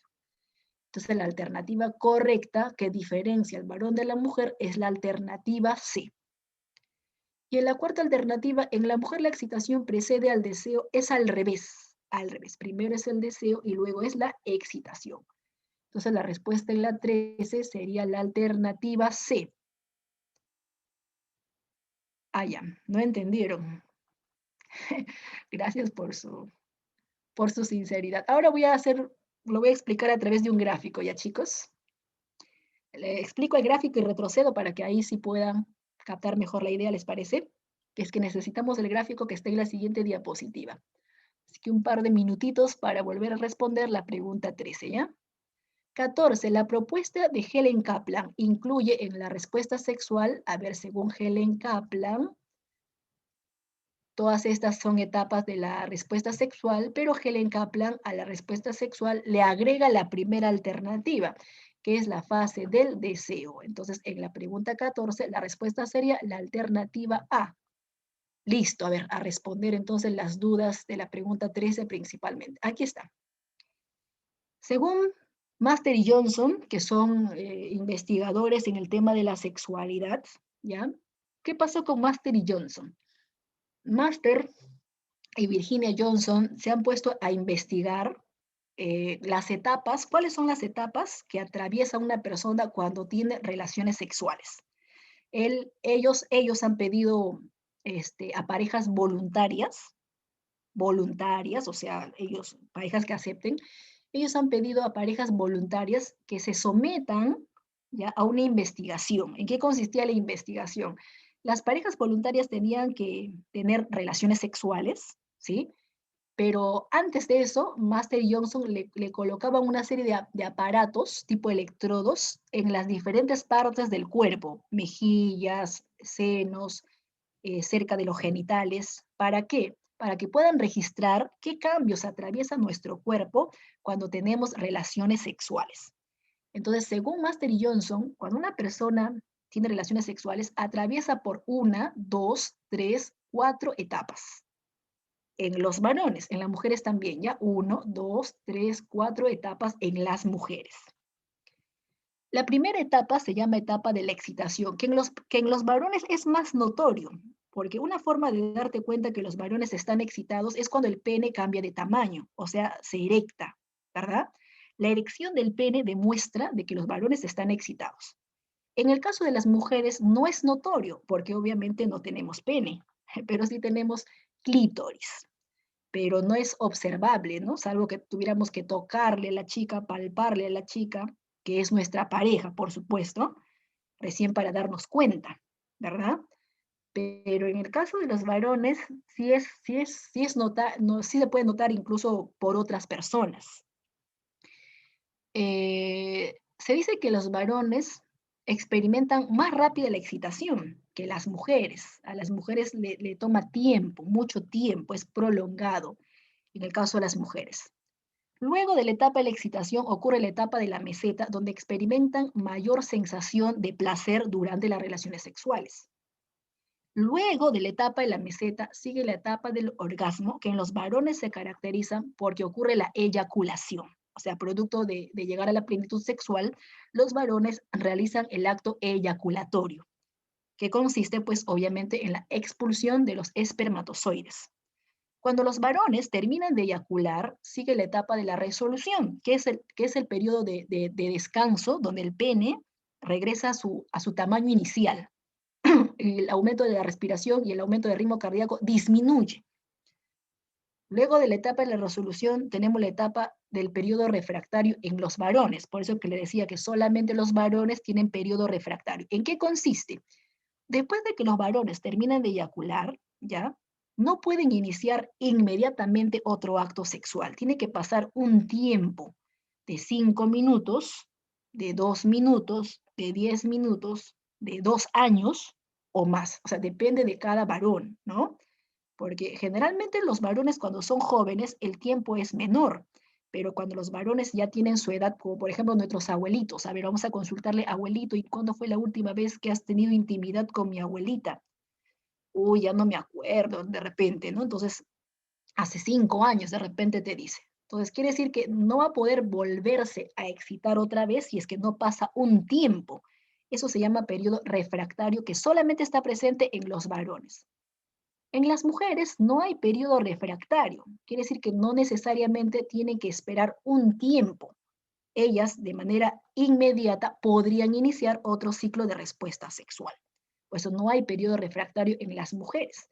De ahí que las mujeres, como pueden tener varios ciclos de respuesta sexual, por eso que a las mujeres se le considera multiorgásmicas, porque puede experimentar varias veces esta misma etapa. Ahora sí, ¿se entendió con el gráfico? Listo, chicos y chicas. Esta es la investigación sobre la sexualidad de Master y Johnson. Más adelante aparece una investigadora llamada Helen Kaplan. Y Helen Kaplan a estas 4 etapas le va a agregar una etapa más, que es la etapa del deseo. Por eso que la siguiente pregunta hablaban de Helen Kaplan, ¿no? Según Helen Kaplan, le agrega una etapa más, que es la etapa del deseo. Antes que tú te excites o te estimules a nivel sexual, obviamente tienes que desear a tu pareja, desear a tu novio, desear a tu novia, desear a tu enamorada, porque si no, no vas a poder experimentar esos cambios, ¿verdad? Difícilmente va a poder ocurrir pues esos cambios porque no hay deseo, o sea, uno desea a la pareja para que recién pueda iniciarse todas las demás etapas. Listo, ahora sí. Ahora sí, pasamos a la pregunta 15. Nuestros antepasados consideraron que las mujeres, debido a su debilidad física, debían estar bajo el mando de un protector. Normalmente primero el padre y después el esposo. Pero en caso de pronta pérdida de alguno de estos, la función también lo podría desempeñar un pariente masculino fijado en el testamento del hombre. Esta cita del jurista romano Cicerón, siglo I a.C., hace referencia a qué componente de la sexualidad. Ahí tenemos las alternativas. Si hablamos de componentes de la sexualidad, a ver, acá están los dos componentes que voy a señalar, ya género y sexo biológico son los componentes de la sexualidad. El resto no es componente de la sexualidad. La alternativa A y la alternativa B no son componentes de la sexualidad. Entonces, partes, componentes, solamente son las dos últimas alternativas. A ver, ¿están eligiendo la C? Algunos la cuarta alternativa, pero la mayoría la C. Sí, la C es la respuesta, género. Género. El género está relacionado con el rol sexual, es cómo te comportas, cuáles son tus funciones o cómo deberías comportarte, ¿verdad? Antiguamente, felizmente estamos en pleno siglo XXI, chicos y chicas, antiguamente en el siglo I antes de Cristo, las mujeres, como eran consideradas frágiles, débiles, tenían que tener un protector, ¿no? El esposo. Y si el esposo muere, entonces algún personaje masculino, algún familiar masculino. Eso antes, porque era considerada pues como frágil, como débil, como sumisa, como obediente. Eso era antes, ¿no? En la actualidad, porque el género depende de la sociedad, el género es cómo te comportas o cómo la sociedad espera que te comportes. En la actualidad esto ha ido cambiando, ¿verdad? O sea, no necesariamente en la actualidad, no necesariamente la mujer necesita de la protección de un varón, o al revés. Cada uno se cuida solo, cada uno se protege solo, cada uno cocina solo o cocina para toda la familia, no importando si somos varones o no importando si somos mujeres. Entonces, la idea de género ha ido cambiando. Es por eso que en la actualidad se habla de igualdad de género, ¿no? O sea, todos somos iguales. No hay que, porque eres mujer, tu esposo te tiene que proteger. No, no, al contrario, hay varias mujeres que cuando el esposo ha estado enfermo o ha perdido el trabajo, ellas han trabajado, han salido adelante, han cuidado al esposo, porque todo es cíclico. Recordemos que en una relación tenemos que apoyarnos, ¿verdad? Económicamente tenemos que apoyarnos. Antes, económicamente, el varón aportaba en la casa, pero de repente se contagió de coronavirus. Entonces, como esposa, me toca trabajar y aportar ahora al hogar. Cuando se recupere, será el caso del esposo. O trabajarán los dos. Hay esposas que cocinan lunes y martes, y hay esposos que cocinan jueves y viernes.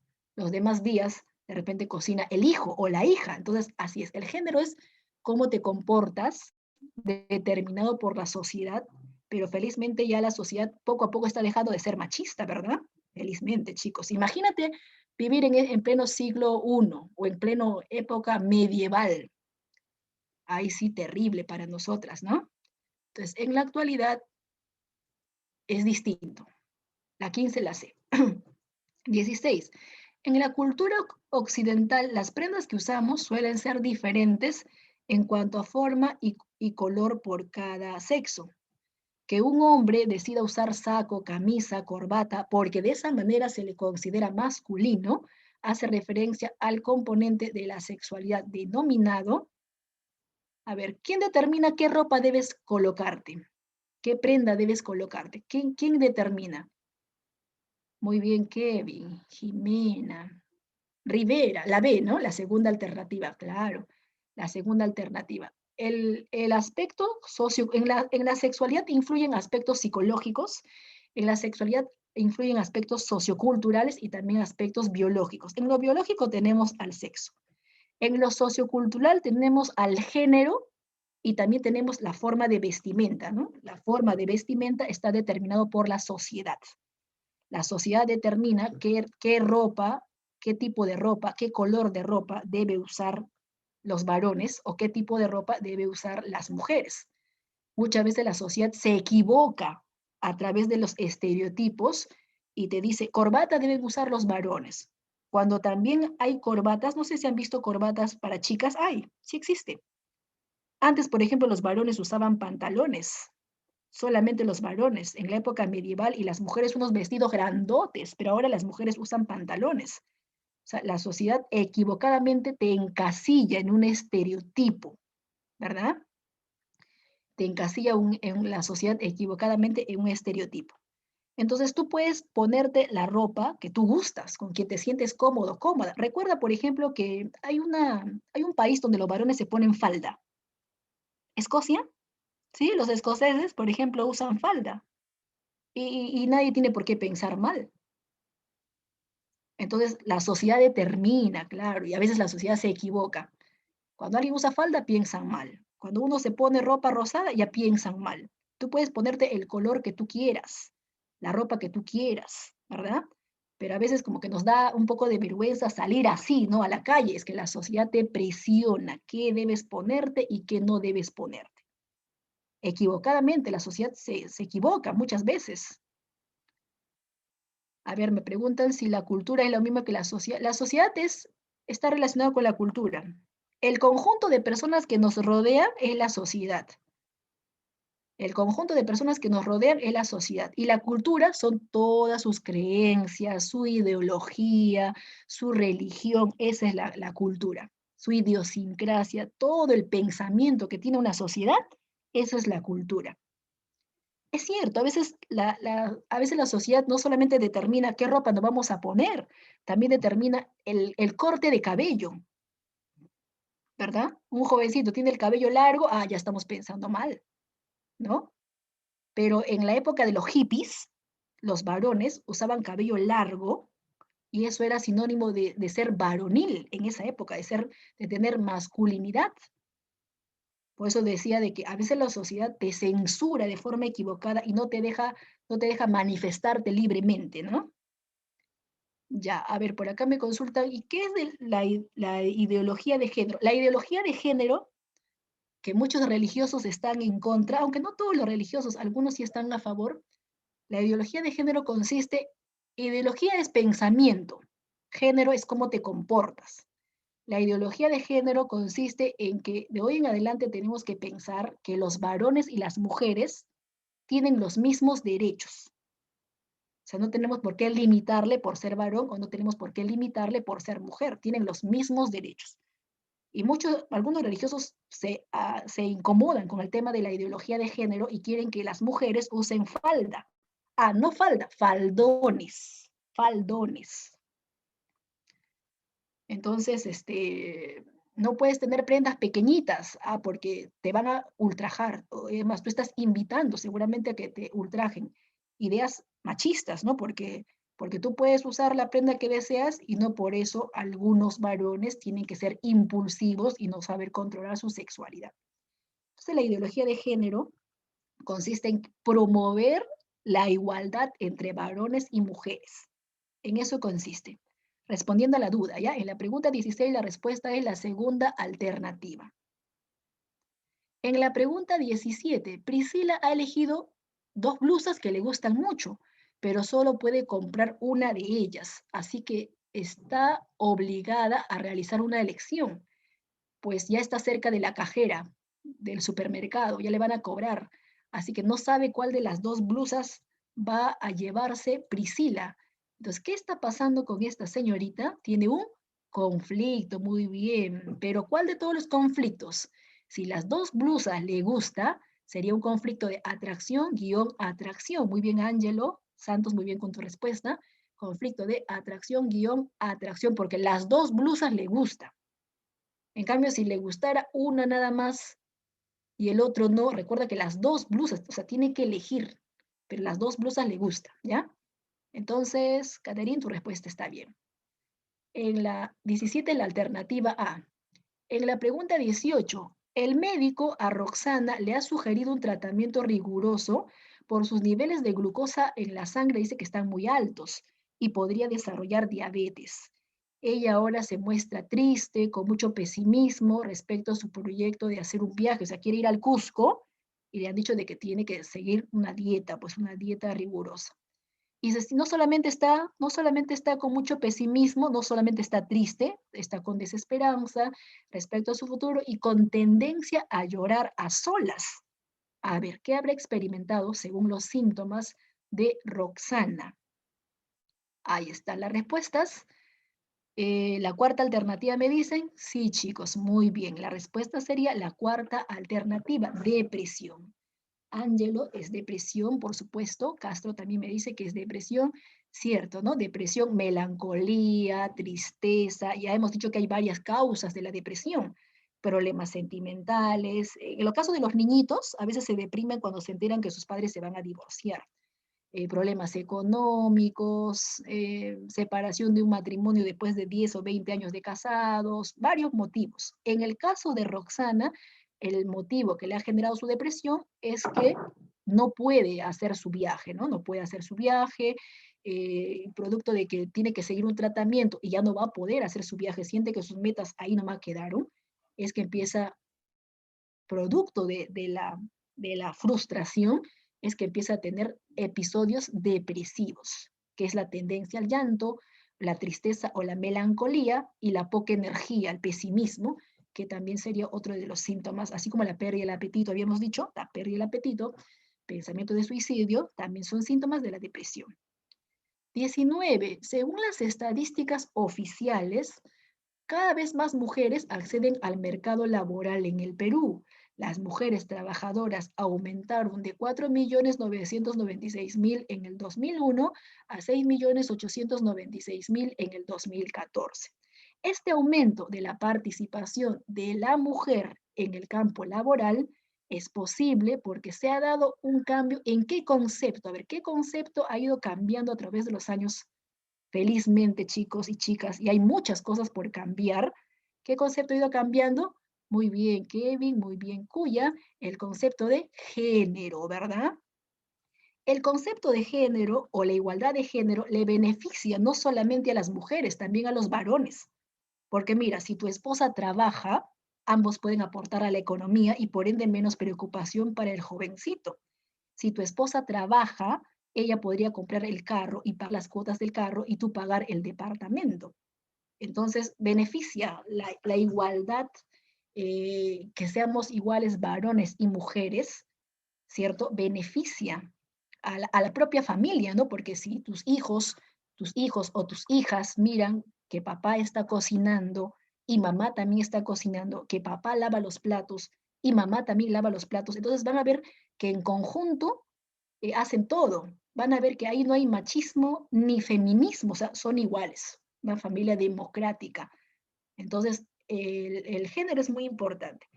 Y imagínate en el 2014, 6 millones, ¿no? Ahora estamos 2021, obviamente se ha incrementado esa cantidad. Antes las mujeres no podían trabajar, no les permitían trabajar. Antes las mujeres no podían estudiar. En la uni no podían estudiar las mujeres ni siquiera en San Marcos. No podían ser poetas ni literatos, las mujeres. Algunas mujeres tenían que vestirse de varones para a escondidas dedicarse a la literatura.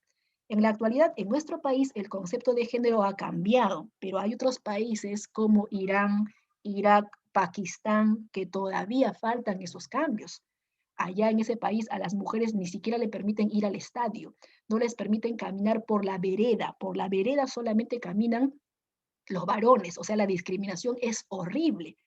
Tipo en Alemania, cuando se discriminaba a las personas y las tildaban de nazis, los persiguen. A las mujeres ahí las matan, por ejemplo, por el simple hecho de pedir que se reconozcan sus derechos. En el caso de nuestro país, a través de los años, y muchas mujeres, ¿verdad? Gracias a muchas mujeres, se han logrado todos esos cambios. Y también gracias a varones que nos han apoyado y se han dado cuenta que todos somos iguales, ¿verdad? Hay varones que también han contribuido a que nosotras tengamos los mismos derechos que ustedes. Y eso obviamente se agradece. En la pregunta 20, En la antigüedad, el rol de la mujer estaba relegado a criar los hijos y las tareas del hogar, mientras que los hombres se encargaban de dirigir y tomar las decisiones en la familia y en la sociedad. Con el tiempo esto ha ido cambiando. Ahora la mujer tiene roles más decisivos como estudiar, trabajar profesionalmente y participar en la política. Esto indica, esto indica cambios en el componente de la sexualidad. Acá en la pregunta 20 tienes que tener, valga la redundancia, mucho cuidado. ¿Ya? No vayas a marcar la cuarta alternativa. No, no, no. Ah, felizmente no han marcado esa cuarta alternativa. Ah, yo pensé que se iban a confundir porque al leer la palabra género, yo pensé que iban a marcar eso. No, ¿verdad?